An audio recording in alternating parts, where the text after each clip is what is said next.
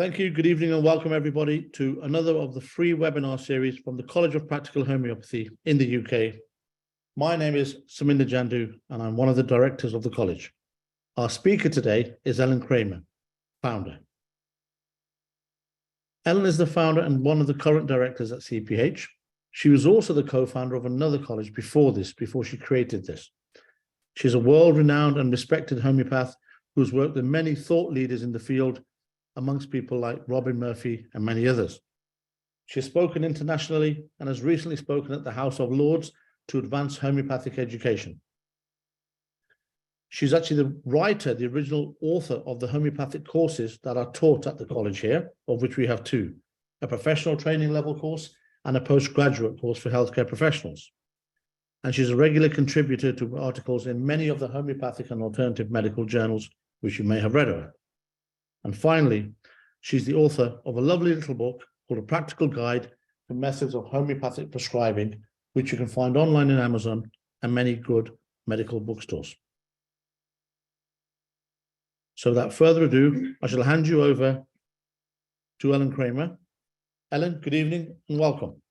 Good evening and welcome. So welcome to everybody who's taken the time out this evening to come and listen to me do what I love doing the best, which is talking about homeopathy. I've always been a great chatter about homeopathy, and it's my absolute pleasure to be here this evening with you all. Today we're going to look at non-infectious skin diseases. The last webinar we did was about one of the infectious skin diseases. This is one of the non-infectious skin diseases, and we're going to look at eczema.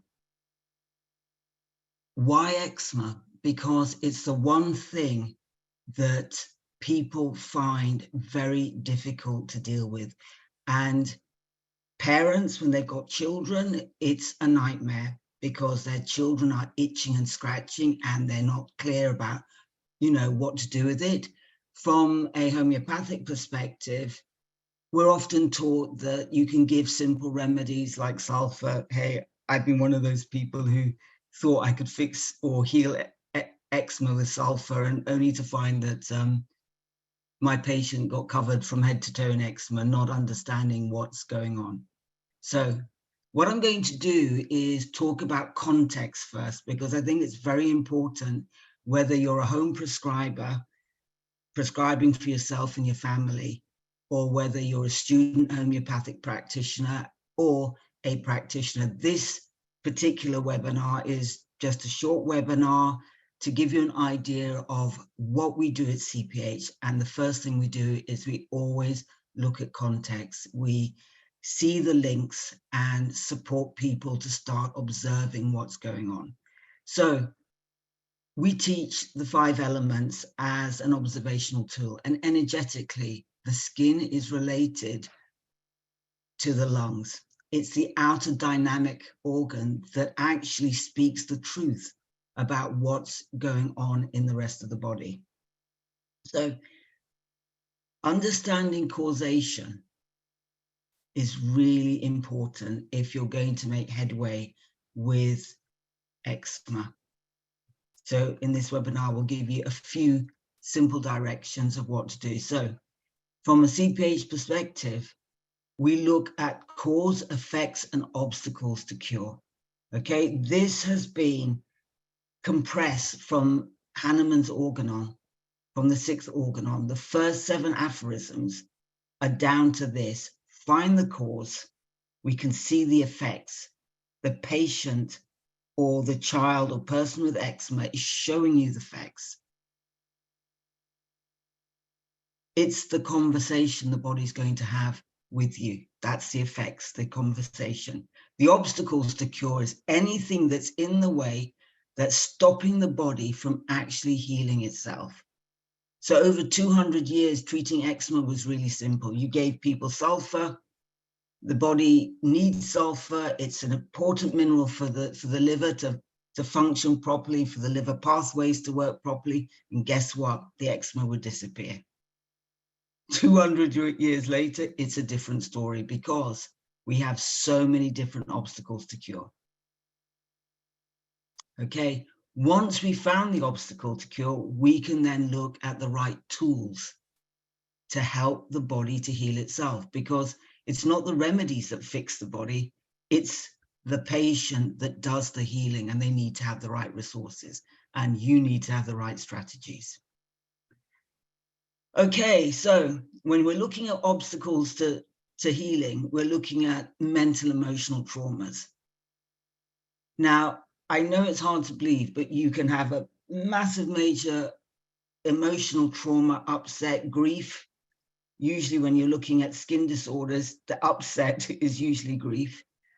And then you see the skin problems, settling in. So that's what you're looking at. So even when you're looking at a child who's got eczema, you want to understand the cause, because just by looking at the symptoms of the eczema and thinking you can give remedies willy-nilly to help clear it up, you will be disappointed. But when you know what's going on, you will get the results you want. So mental emotions, organs not functioning properly. So when we're looking at eczema, what are the key organs that don't function properly? Two, well, there's three of them really. The digestive system, particularly the large intestines, the adrenals. Then we're looking at toxicity. Toxicity, this can come in all sorts of forms, and it's a big obstacle to cure. Okay, then you want to look at cellular malnutrition, because if certain minerals and vitamins like zinc, magnesium, vitamin E, vitamin A are depleted on a cellular level, then you're going to have skin that's not going to look too good. Okay, so what I'm doing here is talking about therapeutic prescribing. All right, I'm not interested in the constitution of the patient. I'm just looking at the eczema and some of the causes that have happened. So for those of you who are constitutional prescribers, let it go, relax, and see that you don't have to look at everything from the constitution. Okay, we're treating what's going on in the right context with what caused the problem therapeutically. All right, so I'm not going to go into details. If you do the training, that's when we'll go into details. But for this webinar, we're not going to go into those details. Okay, as I've said before, from an energetics perspective, the skin is seen as being connected to the lungs. All skin disorders indicate problems in the lungs and emotional problems, particularly the expression of grief. That's why I'm saying that one of the main causes for skin disorders, whether it's acne, vitiligo, psoriasis, you've got to go and look at what's happening in the emotional sphere of grief and what's going on in the large intestines. So, beautiful skin. Do you know what? We are designed to be healthy. We're designed to have beautiful skin. We're designed to radiate. And when our skin is not radiating, it's telling us about what's going on internally.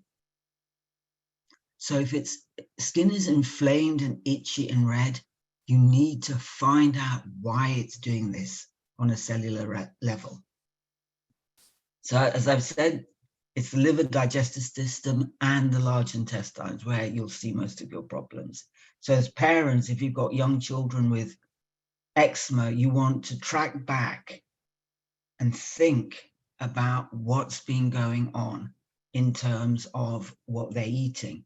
I've had people say to me, oh, we've got a good diet, and then the next minute, parents have opened a packet of crisps to keep the child quiet. Okay, so processed foods isn't going to work for eczema.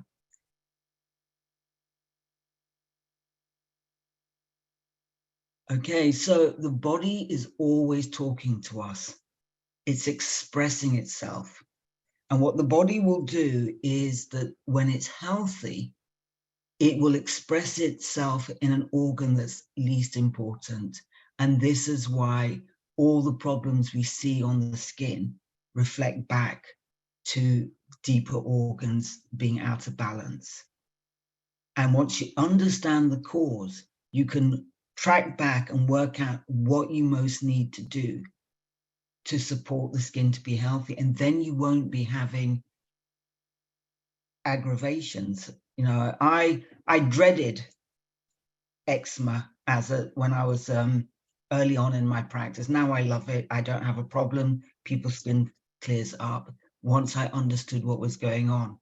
But it took me to get to a grandmother and for some bizarre reason, all my grandchildren, well, most of them seem to have eczema, but that's another story. And then I had to get sharp.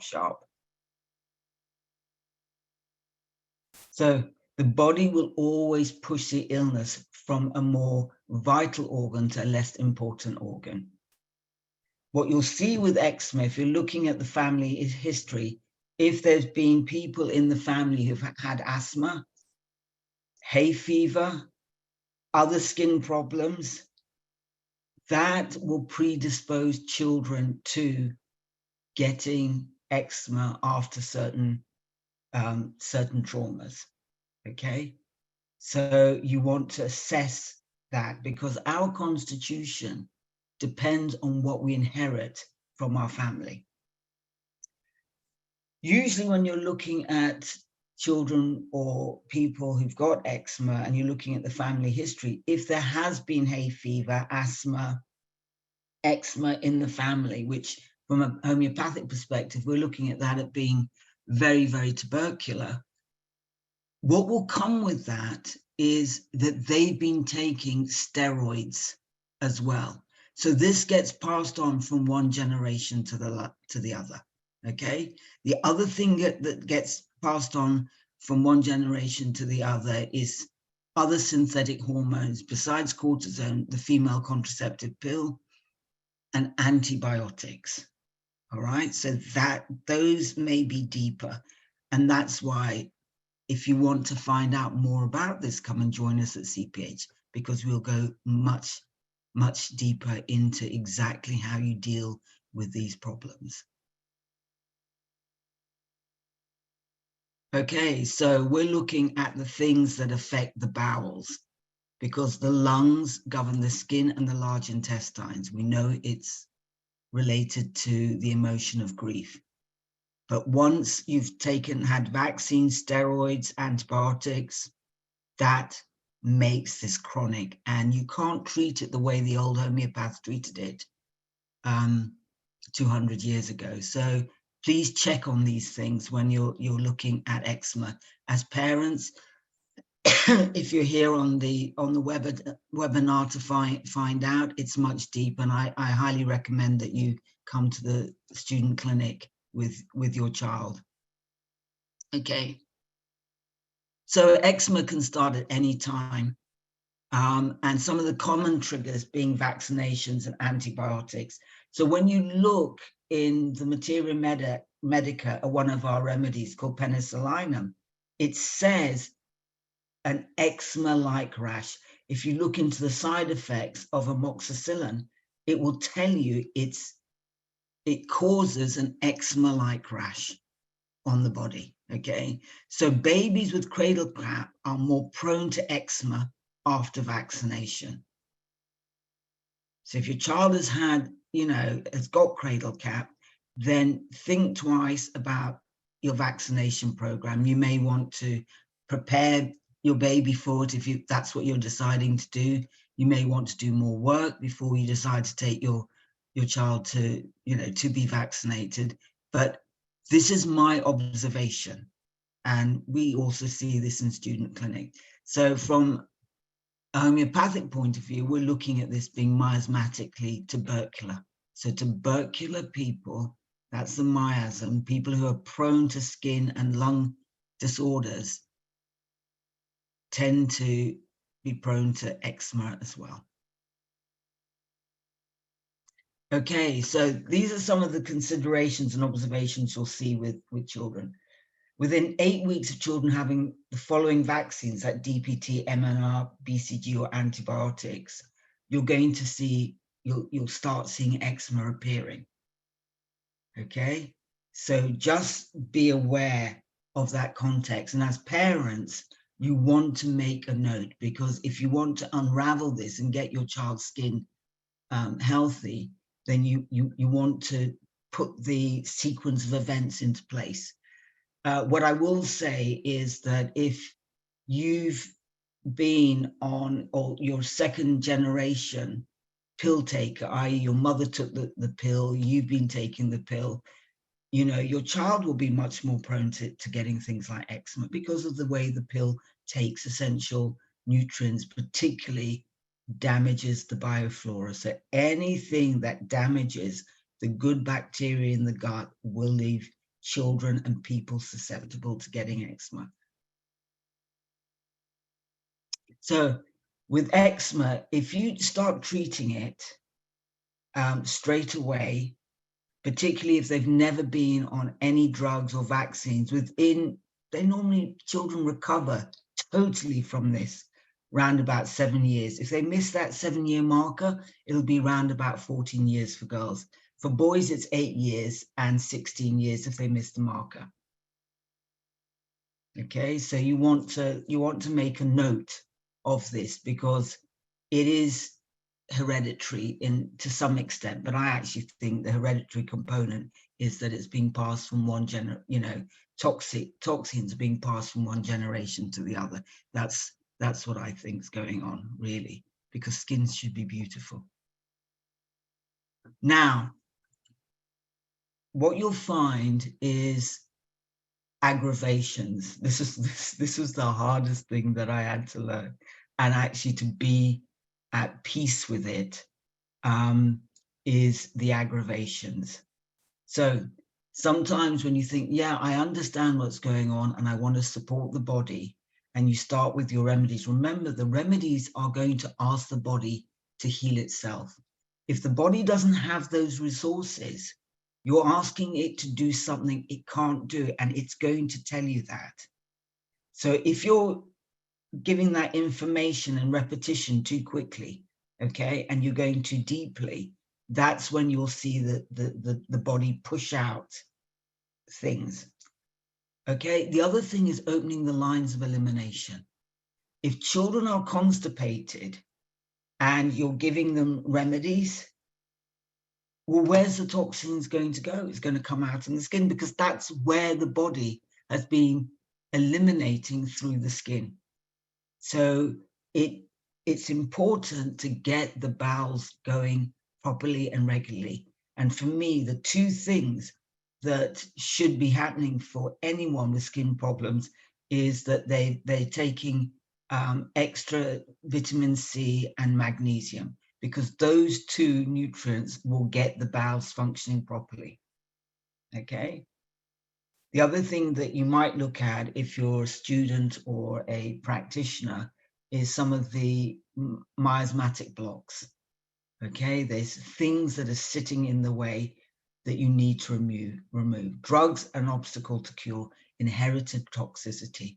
And from my observation, that inherited toxicity can come from 2 generations of particular drugs. Now, for modern patients, we know a lot of people, before they even get pregnant, they've had course after course after course of antibiotics. They may have been on the pill. They may have had the morning after pill and all sorts of things. Their partners may be asthmatic. All of these things are absorbed by the child or the person. And then if there's a trauma, you're going to see the eczema appearing. Okay.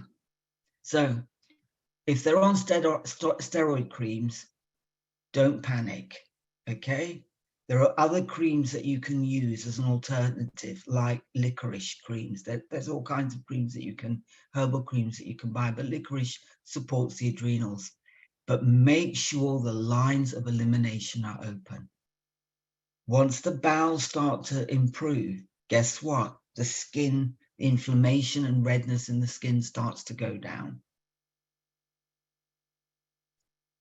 Okay, so I'm going to talk a bit in more detail about these remedies, but we have simple detox programs, and we use Nux vomica is one of our main remedies, because Nux vomica breaks down all chemicals helps the liver to break down chemical toxicity. And most people are exposed to chemical toxicity.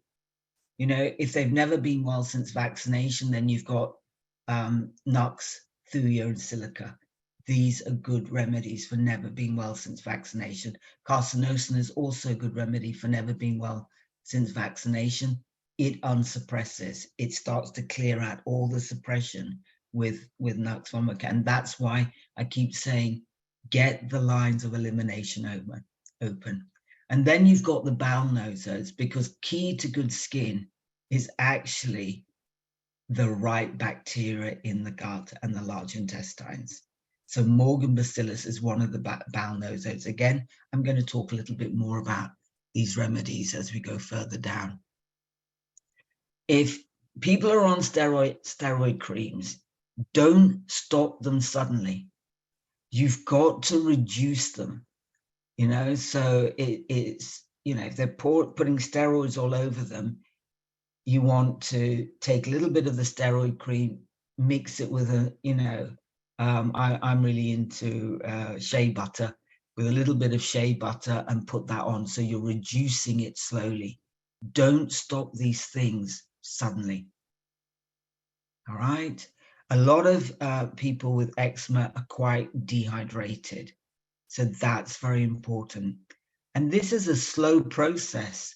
It can take 9 months to slowly start weaning them off their steroid creams, as the remedies and other herbal creams like licorice, etc., begin to kick in.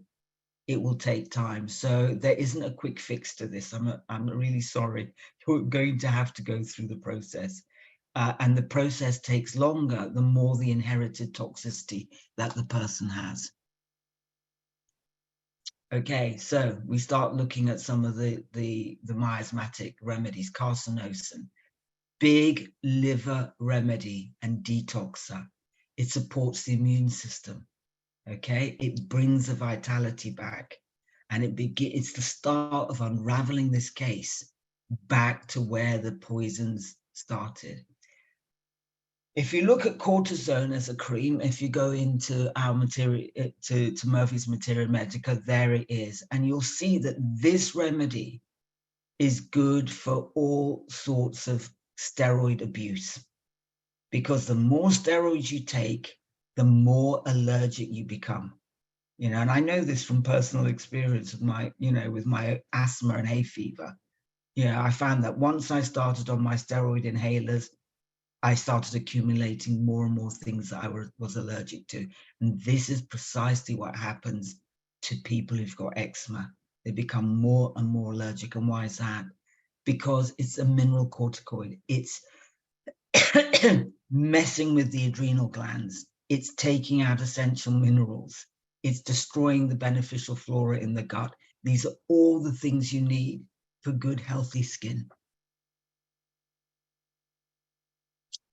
Okay, so I want to talk about apis. When the skin is sensitive and sore and very, very rough, it's dry and it's hot. Okay, so it's alternating with gushes of sweat. And again, when people have an eczema, an apis type eczema rash, the pain, it stings. And it's quite edematous, you know, so it looks swollen. Okay, so apis is a very, very good remedy for eczema, particularly after vaccination. Okay, Arsenicum iodatum. Now this is for dry, scaly, itchy skin. And the skin exfoliates. So they sit down, they take their clothing off, and there's all this scaly skin all over the place, okay? Leaving this raw, sensitive skin. It's a very good remedy for eczema. Gertner. Now, I like this remedy because it's a bowel nosode. If people have been taking a lot of antibiotics, they've been on steroids, etc., This bowel nosode will help support and repair the skin because it helps with malnutrition. It supports you to start absorbing the essential nutrients. So it's for people who have a poor diet. What I'd say is, if you're looking at this, if your baby's not being breastfed, then, you know, formula milk it's actually not food if you start looking at it. So the child won't have the essential vitamins and minerals to help with settling in the good bacteria. You may also want to look at this if your child has been, you know, cesarean born, because when they come out the birth canal, they're supposed to take in and ingest all the good bacteria to help them rehouse that into the physical world. So Gertner's a very, very important remedy for this. We've got Morgan bacillus, again, another bowel nosode. So what do the bowel nosodes, and in fact, all the nosodes do, because I'm here in this webinar, we're looking at a lot of nosodes. And the reason why I look at the nosodes, because actually they support the body to settle and rehouse the beneficial bacteria in the gut. So if your baby's got eczema, then that's what you want to do. You want to rehouse it in the gut. I remember one of my cases with a little girl with eczema. And when I did the timeline, I saw that every time she got vaccinated, she got an infection, she got given amoxicillin, and then the eczema appeared. Every vaccine, every bit of amoxicillin was when the eczema appeared. And I could track it from the book, the little red book that we have here in the UK that tells you about what vaccines they've had. And as she started to get better, this unraveled until, as the eczema cleared, what happened, because she was slightly constipated, her nails lifted, and this smelly pus just came out from under her nails, dripped. Her mum was really worried about it, and I said, no, she's detoxing because she's not, she's slightly constipated. Okay, so you've got to get the gut lining healed. It's very important with eczema, and that's what the bacteria do. There's certain bacteria that work to repair the gut lining. Okay, we've got tuberculinum. Now, tuberculinum is a remedy for children or people who are very restless. All right, they can't sit still. They're constantly moving around. Their symptoms are constantly changing. But you'll see there's eczema around the margins of their eyelids. The whole body and trunk has intense itching, worse at night. So you'll see when you're looking at cases of eczema and also asthma, the tubercular type illnesses, what you'll find is the time modality when they itch the worst, and if parents who've got children who've had eczema, is nighttime. Okay, so if it's between 11 to 3 a.m., you're talking about the liver and the gallbladder. That tells you that the liver and gallbladder need a lot of support. If it's between 3 a.m. and 7 a.m. in the morning, the body's telling you this is the lungs and the large intestines. So the body doesn't talk randomly. It actually tells you what's going on for the patient. Another big skin remedy, which is Serinum. It's a major, major skin remedy, very, very good for eczema. I like this because this remedy I tend to use when the gut is very, very depleted of essential bacteria. And this helps and supports the beneficial flora to actually rehouse. Okay, so it's a major remedy for the skin. These nosodes support the skin to actually heal. Okay, you've got medarrhinum. Now this is also another nosode.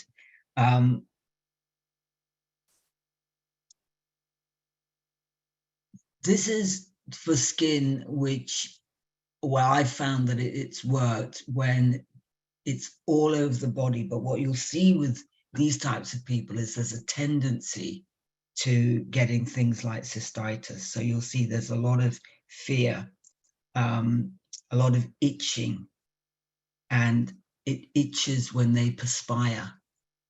And there may be a slightly fishy odor coming from the skin. Okay. So back to carcinosin. This is the #1 remedy with Nux vomica for modern patients. It really is. People are so suppressed on multiple levels. And you can use this remedy as part of your detox. You can use this remedy after they've been vaccinated. The eczema comes and goes, but what you'll see, a bit like psoriasis, is that there are a lot of allergies. Now, with this type of eczema that presents itself, they're always better by the seaside. They're better if you have salt baths, so you might want to, do Epsom salt baths and things like that. There's a lot of itching on the body, not necessarily with any eruptions at all. All right, so let's look at some of the great herbs that will support the process of getting the skin to heal. These are some of my favorites, so let's go and have a look at them. We've got Oregon grape, Berberis aquifolium. Okay, this is a skin drainage remedy where the skin is dry and scaly and pimply. You can use it in a low potency or as a herb. I think you can maybe get creams for it. It's very, very good for acne, psoriasis, and eczema. One of my favorites. So then we've got milk thistle. Why is this important? Because it supports the liver. It in fact supports the liver and the lungs to function properly, and it's a blood purifier. So as a herb, it's great for purifying, cleaning up the liver, purifying the blood, improving the skin. We've got Trifolium potens, red clover. Again, it's an excellent herbal tincture for the lungs and for the skin, especially for treating eczema and acne and psoriasis. It has antibacterial properties. It can be used in creams and internally. So that's one of my regular recommendations. So patients with skin. Now, really, there are certain foods that you need to avoid. And I would say, really, if you're looking at these foods, you want to look at the foods that are high in histamine because they tend to aggravate the skin. But the first thing I do is I cut out dairy products. The only dairy product that I don't cut out is butter. Okay, but other dairy products like cheese, milk, processed foods, white flour, fried foods that are fried in sunflower or canola oil, avoid like the plague, because they will aggravate the skin. I say eggs, peanut butter. Why peanut butter? Because peanut butter, if you're not careful, can have aflatoxins in it, and this will aggravate the skin. So if a child or person is very sensitive to mold and things like that, this will aggravate the skin. Soya foods, really, you have to cut these out, and they're in everything. You have to look and remove. They're in chocolate. I mean, you can buy chocolate without soy lecithins in it, but really, avoid. And wheat. Why wheat? Because it's of the gluten. Milk is because of the casein. These things damage the lining of the gut. So you want to help the body repair the lining of the gut, because by preparing it, then the beneficial flora can actually rehouse. Then you've got soft drinks, you know, the Coca-Cola, all the stuff that the children can drink, all of that stuff, cut it out. Tea and coffee, often people put sugar and milk in their tea and coffee. It's worth cutting it out. They're high in that, you know, they're highly stimulating to the adrenal, so you want to cut it out. Oranges. What you'll find is a lot of people with eczema are very sensitive to citrus fruits, particularly oranges. And I'm not sure whether that's because of the spray. It's the same with strawberries, but strawberries have a lot of oxalic acid in them. So it's best to avoid these foods whilst you're trying to repair the skin. Okay, so what are the foods that people should eat? I think they should eat a lot of fresh fruit, raw, leafy green vegetables, anything that alkalizes the body. If you're wanting to eat rice and whole grains like oatmeal, again, you know, just keep an eye on certain grains. Millet is normally normally fine. Prunes. Now, prunes and figs are great because they get the bowels going. So for little kids and babies, this will get the bowels going. But as I said, my favorite is just giving lots of magnesium and vitamin C, because that will definitely get the bowels going. So you've got beans, Brussels sprouts, cabbage, sweet potatoes, lots and lots of sweet potatoes. They've got the you know, all the stuff that supports the roughage, that supports, you know, beneficial bacteria to rehouse. Okay. And then you'll find things like cold pressed aloe vera help with the healing and cleansing of the bowels. It also clears out candida, so you want to, you know, look at that. Okay, so last time we talked about probiotics, and I talked about butyrate and L-plantarum. Butyrate repairs the gut, and the bacteria L-plantarum will repair it. You know, that's their job. They do a repair job. They go around fixing the damage that's been done to the gut. For healthy skin, you want to be looking at the B complex, essential fatty acids. So please look at that, because when you've got omega, you know, your omega-3, 6, and 9 in the right ratio, these fatty acids support the lubrication of the skin. They stop the dryness of the skin. And so to me, that's essential. Vitamin C, my recommendation, if you're low in vitamin C, is look at sodium ascorbate. Ascorbic acid will not do, it actually does a lot more damage. It's quite toxic to the body. But sodium ascorbate is very gentle on the gut, and it will raise your vitamin C levels. I always mix, you know, the sodium ascorbate with things like acrola cherry or baobab, again, which has got a lot of the roughage in it for the bacteria. So I'm always thinking about bacteria. Inulin, which is a prebiotic, is very good for the good bacteria. Baobab fruit, very good for the bacteria. So you've got vitamin E, which neutralizes free radicals and promotes healing of the tissue. And again, zinc. When you look at what a lack of zinc does, I mean, zinc is important. It has, it supports over 200 enzyme processes in the body, and is essential for healthy looking skin. So when you look, if you do a Google search and look at, you know, depletion of zinc in the system, your immune system goes down and the skin looks terrible. So really, I want you to take these things into consideration. I'm all into get the right bacteria in the gut. If the gut is that damaged, then it's going to take time. You've got to put the prebiotics in with the bacteria and allow the bacteria to do what they're supposed to do, which is actually heal the gut.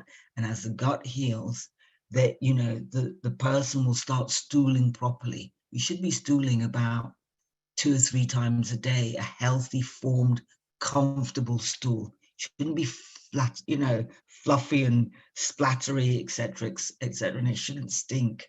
Okay, it should come out easily. If you think we're hunter-gatherers, who's got time to be trying to press out a stool in the middle of nowhere? The villagers will just move on, and you'll just be, meat for the saber-toothed tiger. So this is important. Okay, any questions? Som? Hi, Ellen. Thank you for that. Can you hear me okay? Yes, I can. We don't actually have any questions. I think people are listening very intently. We have one. Great. Somebody's actually said, Ellen, can you please say if any of the tissue salts would be useful for eczema? Yes. All the tissue salts, I mean, normally we give all of them, the 12 tissue salts, together. They're absolutely essential, because there are some people with eczema who are so toxic. Their key organs are not functioning properly. So the best place to start is actually with tissue salts. So you're pulling in the right minerals into the cells whilst you build the whole system up. So yeah, they're absolutely essential in the program. Perfect. Thank you for that. We have another question. Someone's asked about your comments on bovine collagen and whether that is useful for the gut. Collagen is useful for the gut, but let me put it this way. Your body makes a lot of its own collagen, and it relies on vitamin C to do that. So if you don't have enough hydrochloric acid in the stomach, you can take your bovine collagen, but you're not going to be able to break it down. Okay, you need to have the right pH in the stomach. Nowadays, a lot of people are low in sodium and potassium. They've been told not to eat salt, or if they are getting salt, they're getting the wrong salt. Okay, so this is why a lot of time I recommend that people do a Soleil, which is, a water solution, which is actually the same as sea salt, because we have the same pH as sea salt, and they take a teaspoon of salt, salt water. If not, what I suggest is people have, Epsom salt baths, or they have, salt baths with sea salt or Himalayan salt to support you, because you've got to get the right pH in the gut. You need the high acid levels to break down proteins, and you need vitamin C to be able to utilize collagen. So, vitamin C and zinc are absolutely essential for beautiful skin. Anything else? Yes, Ellen, thank you. We have another couple of one more as a comment and one question. So we'll do the question first. Someone's also asked, how do you test for cellular malnutrition? Well, I use a bioscanner.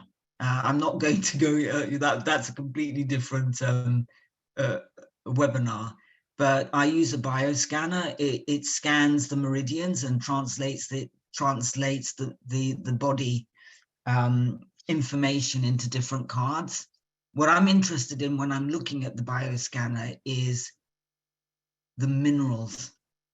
I'm looking for three things: the minerals, the vitamins, and toxicity.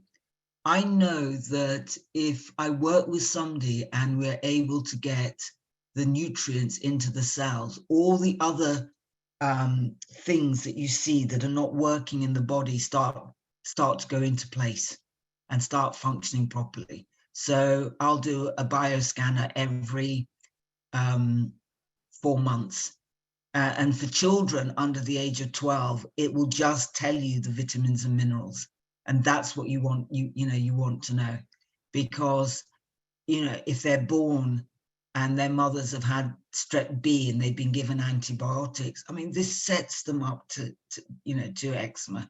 So that's how I actually find out about cellular malnutrition. But because I know the symptoms of malnutrition from particular vitamins and minerals, I can see it straight away. The body will, it tells you that it's lacking in certain minerals. Okay, so Alan, can I just add a comment from my perspective yes. to this as well? People ask, how do you test for cellular malnutrition?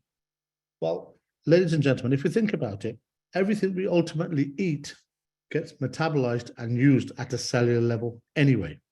So the first thing we must do is take on good food, then our body has to assimilate it and absorb it, then our cells have to actually utilize it for repair, for energy, and for making into other hormones, minerals, etc. So the cellular metabolism is where everything actually happens for us, not at the macro level. Everything gets broken down. Yes, Ellen's talked about bioscans. In the olden days, ancient ways was to take a blood test or a hair mineral analysis. This tells us what's in the body and what's depleted. So there are many, many ways to test for cellular malnutrition, but the allopaths and the rest of the world don't describe it as such. But ultimately, everything that happens biochemically and physiologically within the body is at a cellular level. Thank you for that. We have another question here, kind of building on this. Someone's asked this in a way. I'll say it to you as it's read, and you make how you wish to answer. Do these suggestions apply to skin conditions? And specifically, they mentioned something called keratosis pilaris. Over to you. Well, you know, to me, principles don't change. It doesn't matter to me what the name of the skin condition is. You will find, if you understand the cause and follow cause, effects, and obstacles to cure, you can guide your patients to get better.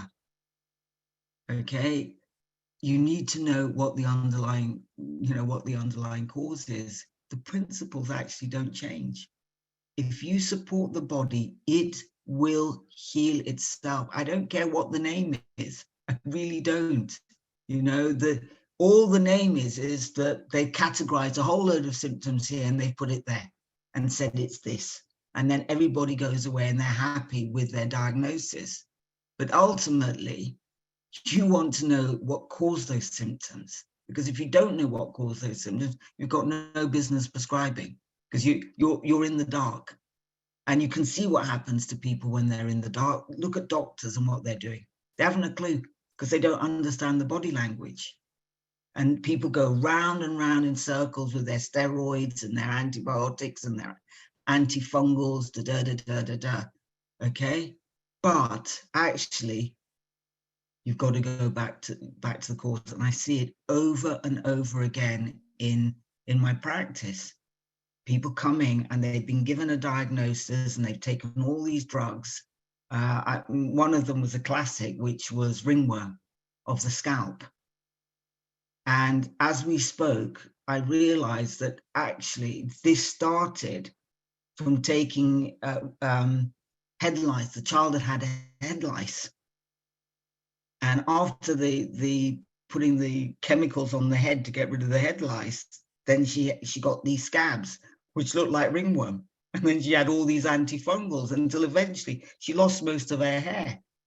And it's only when I went back and did the detox for the head lice did the skin improve. So, you know, I've seen it so many times. Another lady had what looked like eczema. She was told it was dermatitis. But then when I looked on at the medication she was taking for bone density, it was a side effect of the bone density medication.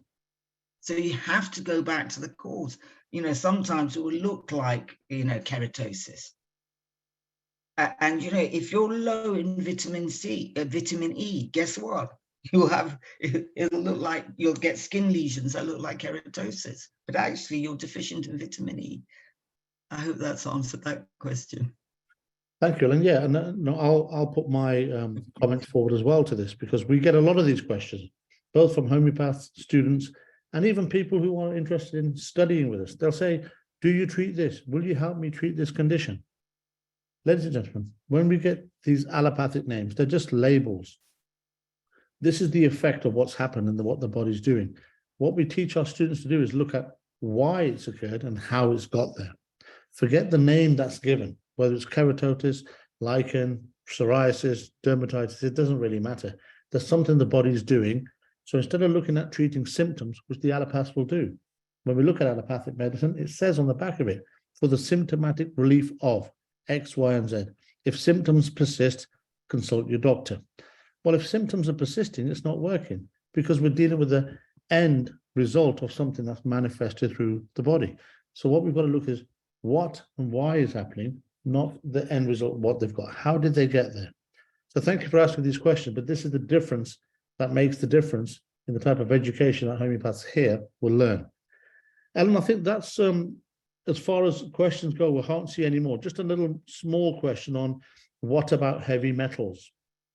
Just in case you have any closing remarks on that before we end the slides, etc., and give information on the next webinar.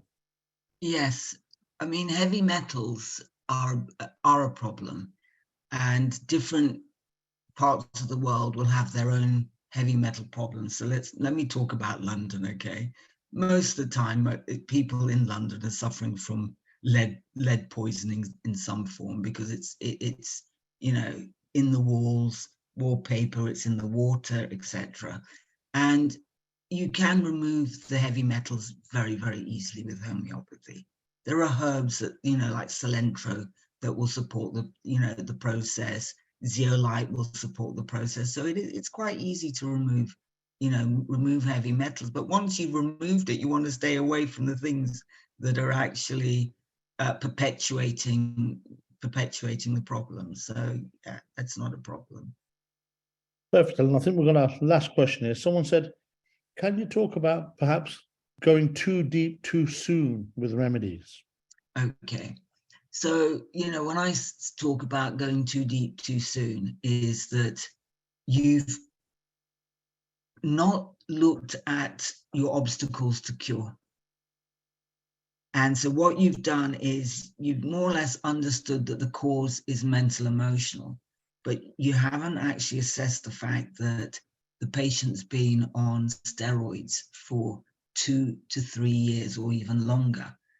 And what you're trying to do is, you know, the cause may be grief, and you're trying to address the grief before you've removed the obstacle to cure. And this is when the body will tell you it can't do grief now. It needs help with the adrenals. And that's where you get your aggravation. So that's what I mean about going too deep too soon. Okay, perfect. Thank you, Ellen. I think that's it with the questions. Can you share the last slide for ladies and gentlemen in the audience? Thank you very much, everybody, for attending today. Our next webinar is on the 18th of May, and we're going to be talking about anxiety. We have a QR code there. You can email admin if you're interested in information, you wish to inquire about enrolling with us, and you have our website there as well. Please pay us a visit and ask us any questions. We'll be keen to listen. If you have ideas for future webinars, send us an email, send it to admin@the.CPH, and who knows, it may help shape the future topics that we do. But for now, thank you all for attending. Ellen, thank you very, very much for explaining what is at the top of most people's health concerns, skin. We all know somebody, or we have problems with eczema. Thank you very much indeed. And we'll bid you a good evening, good afternoon, wherever you may be, and we will see you soon in a month's time. For those who are thinking of joining us and enrolling with us, Ellen and I will be holding an open forum Q&A next week, same time, 7 o'clock, and you can speak to us directly, post questions, and just come online ad hoc and ask away and learn about the college and the kind of homeopathy we teach. We will send you an invite for that if you're interested. Thank you very much for attending, everybody. Goodbye for now. Thank you.